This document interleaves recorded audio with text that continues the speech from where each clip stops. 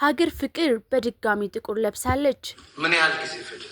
በአንድ ቀን አዳር ሁላችንም ሰራተኛውም እኔም መስዋዕትነት ከፍለን በነጋታው አስገምግመን ለመድረክ አቀረብን። የመድረኩን ዝርት ሁለገቡ የጥበብ ሰው ሲያሻው ተወዛዋዥ፣ ወዲህም አሰልጣኝ፣ አዘጋጅና አማካሪ፣ ወዲህ ደግሞ በድምፃዊነት ቲያትር፣ ፊልም ተዋናይነትም ይሳተፋል። ዛሬ ግን ይህ እውቅ ሀገር ፍቅርን አደብዝዞ ላይመለስ ሄዷል። አንጋፋው አርቲስት ኪዳኔ ምስጋናው ምንድን ያጋጠመው? ዛሬ በሀገር ፍቅር የተሰማው እጅግ አስደንጋጭ መረጃ በርካታ የኪነ ጥበብ አፍቃሪያንን ልብ ሰብሯል፣ እጅግ አሳዝኗል። የዛሬው እንግዳችን የውዝዋዜ አሰልጣኝና አዘጋጅ ነው። በሙያውም ከ25 ዓመት በላይ ቆይታ አድርጓል። ኪዳኔ ምስጋናው። ታዲያ በጥቂቱ አርቲስት ኪዳኔ ምስጋናው ማን ነው? ታሪኩን እንመልከት። በተለያዩ የጥበብ ዘርፎች በስፋት የሚታወቀው አርቲስት ኪዳኔ ምስጋናው ባደረበት ህመም በሕክምና ሲረዳ ቆይቶ ግንቦት 23 ቀን 2018 ዓ.ም ከዚህ ዓለም በሞት ተለይቷል።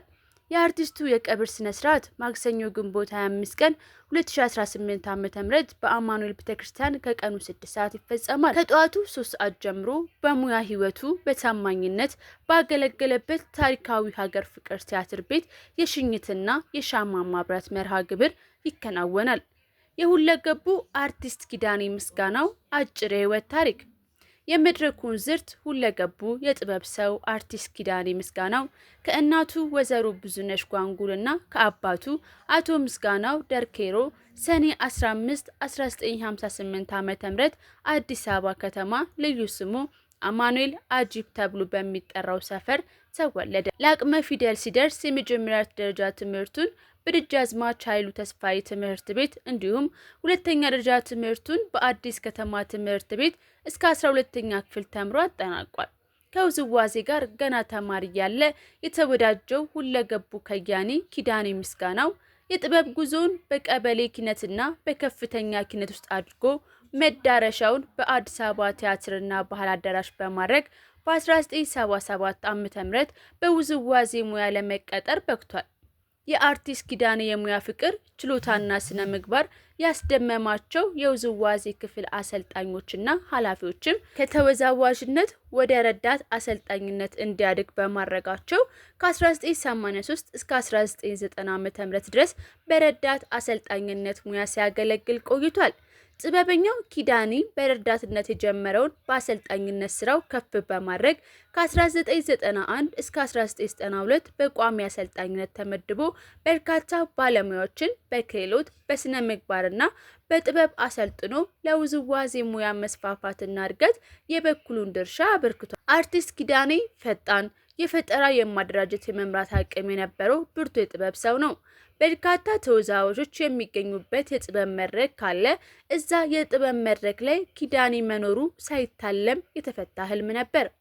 የኪዳኔ የፈጠራ የውዝዋዜ ችሎታና የውዝዋዜ ዝግጅት ጥበብ የታየባቸው አያሌ የውዝዋዜ ጥበብ ስራዎች ህያው ምስክሮች ናቸው። አርቲስት ኪዳኔ ምስጋናው በተለያዩ ቲያትርና ሙዚቃዊ ቲያትሮች ላይ በትወናና በዝግጅት ሰርቷል።